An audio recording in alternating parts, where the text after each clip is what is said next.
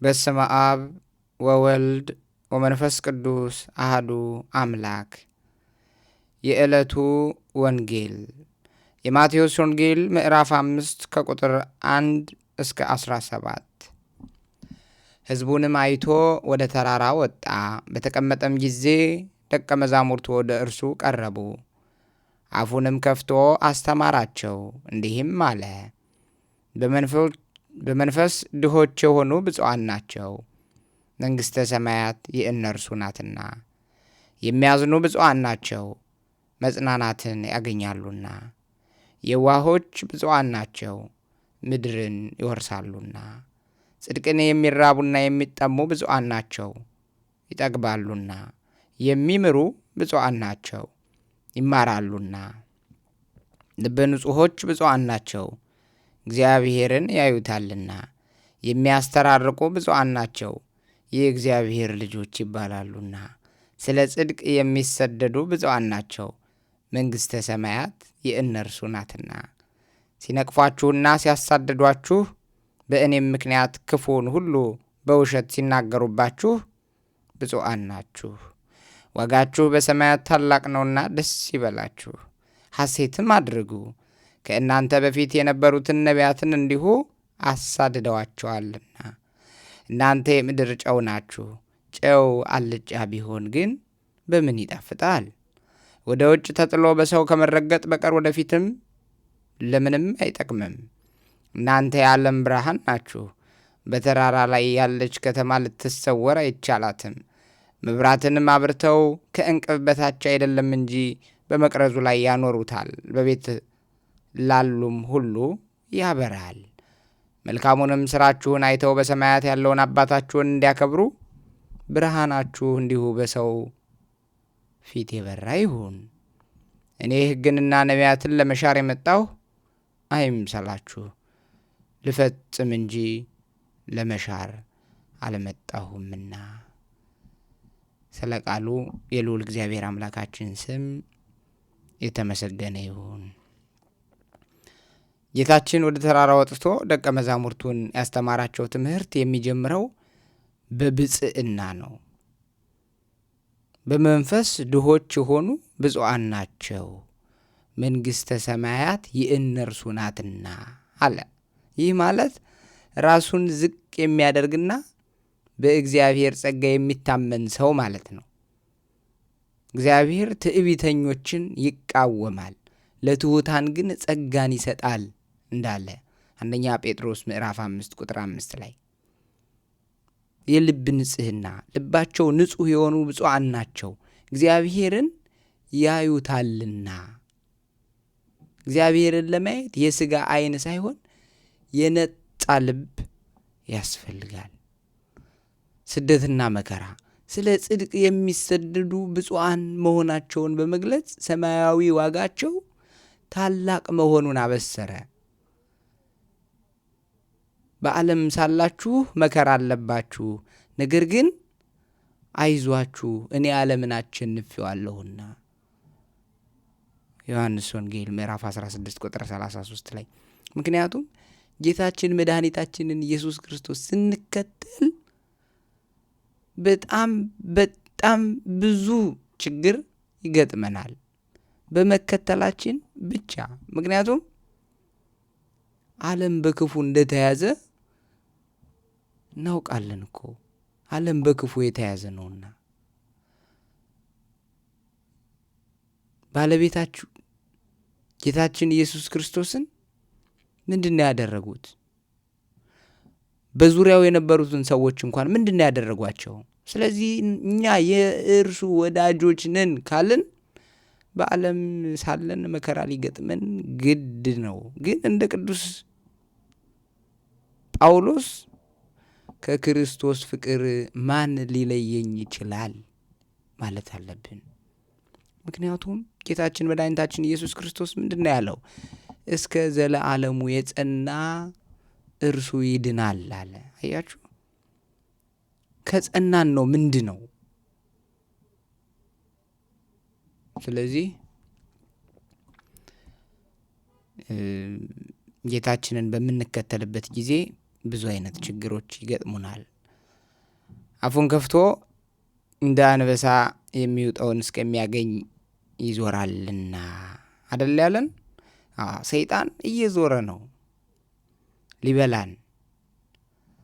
ግን ቤተ ክርስቲያናችንን እየተንፏቀቅንም ቢሆን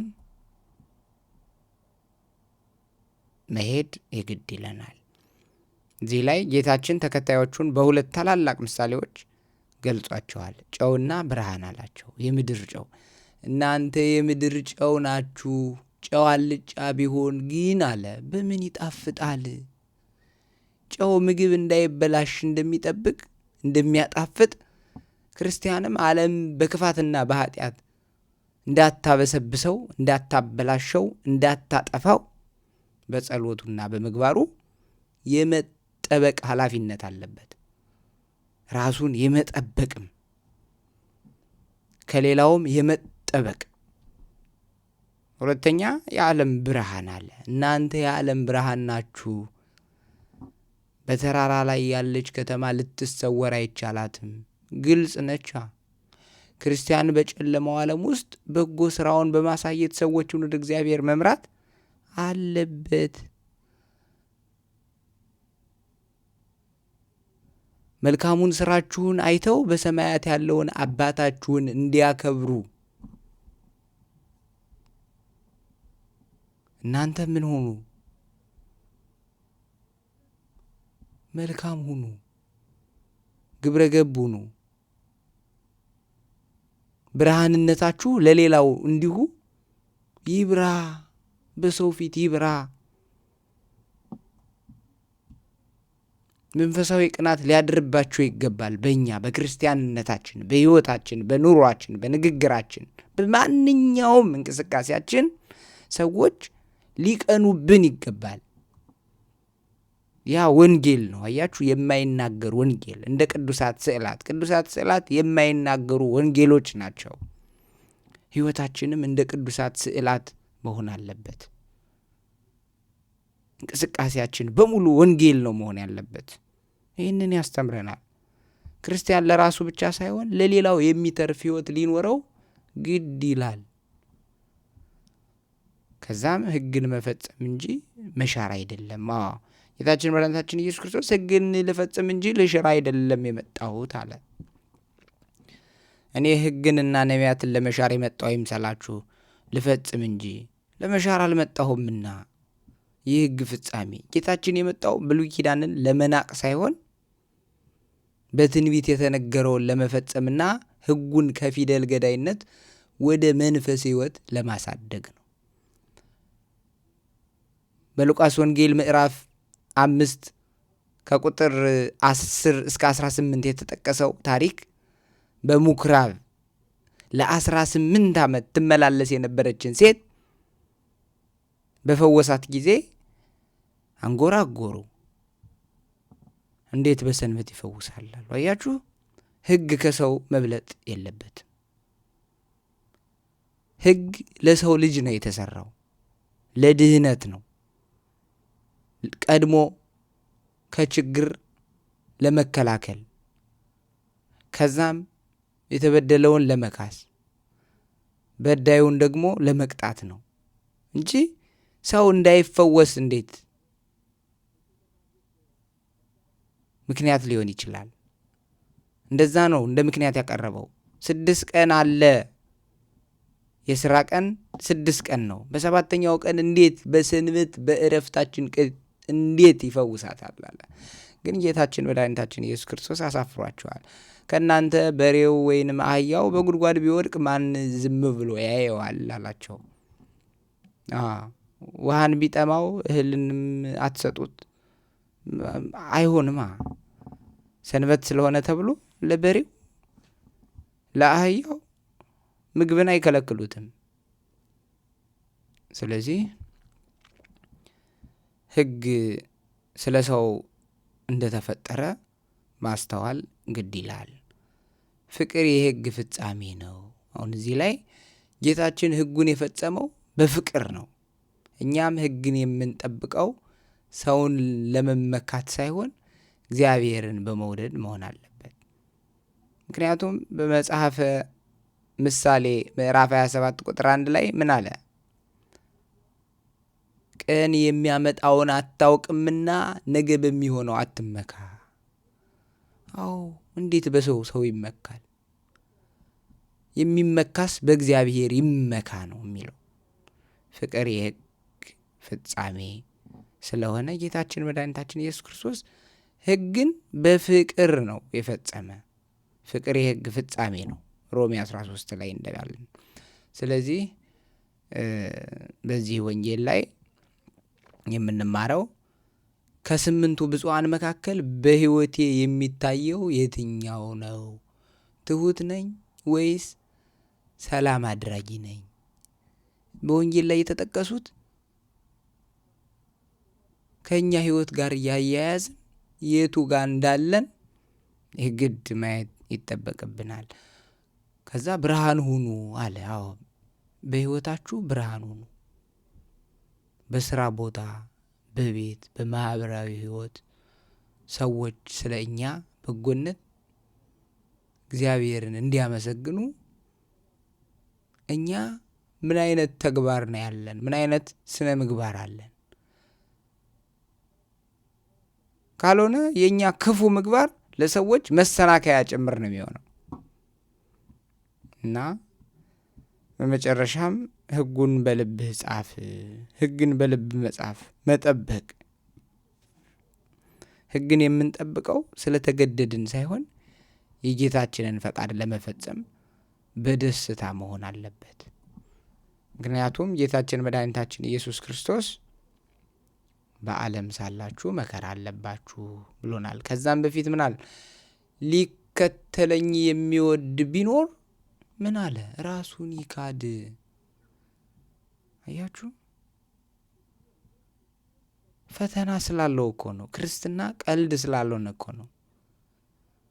እንዲህ የሚዋጉን መናፍስቶች፣ ርኩሳን መናፍስቶች ስለሆኑ ለዓይን ቅጽበት እንኳን እረፍት ሳይኖራቸው እኛ ተሰናክለል ከእግዚአብሔር መንግሥት እንድንለይ የሚለፉ የሚጥሩ ስለሆኑ የጦር ልብሶቻችሁን ለቅጽበት እንኳን አታውልቁ።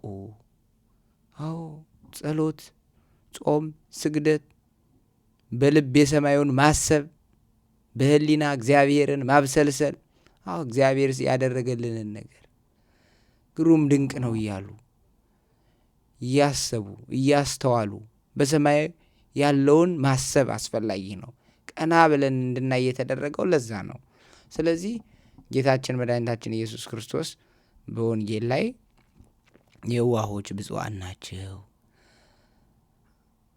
በመንፈስ ድሆች የሆኑ ብፁዓን ናቸው፣ የሚያዝኑ ብፁዓን ናቸው። አያችሁ፣ ማዘን ስለ ክርስቶስ ፍቅር በሚደርስብን ችግር መከራ በማዘናችን መንግሥተ ሰማያት የእኛ ትሆናለች። አያችሁ፣ ጽድቅን የሚራቡና የሚጠሙ ብፁዓን ናቸው ይጠግባሉና አለ። በምድር ላይ ባይመቸን ባይሳካልን እንኳን ከጸናን ግን በመንግሥተ ሰማያት እንጠግባለን። የምንፈልገውን እናገኛለን፣ እንረካለን። የሚምሩ ወንድሙን ይቅር የሚል እህቱን ይቅር የሚል ጓደኛውን ይቅር የሚል አምላኩ ይቅር ይለዋል። ልበ ንጹሖች፣ ልባቸው ንጹሕ የሆነ በልቡናቸው ቂም የሌለባቸው፣ ክፋት የሌለባቸው፣ ዝሙት፣ እግዚአብሔርን መበደል የሌለባቸው ሰዎች እግዚአብሔርን ያዩታል። አያችሁ፣ የልብ ንጽሕና ያስፈልገናል። ሰውን ከሰው ጋር የሚያስታርቁ ብፁዓን ናቸው የእግዚአብሔር ልጆች ይባላሉና አለ። አያችሁ እንዴት ደስ እንደሚል!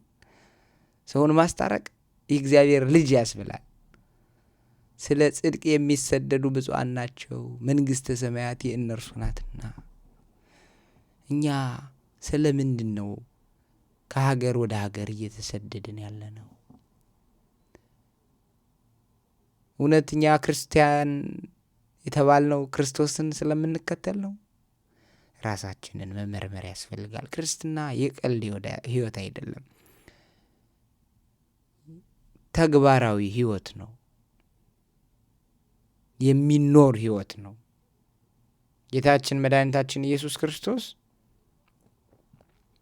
የሚመጣበትን ቀን አናውቅም፣ እኛም የምንጠራበትን ቀን አናውቅም። ለእኛ ምጽአታችን ሞታችን ነው። በቃ ዛሬን ነው መኖር ያለብን ሁላችንም እና ይህንን ሁሉ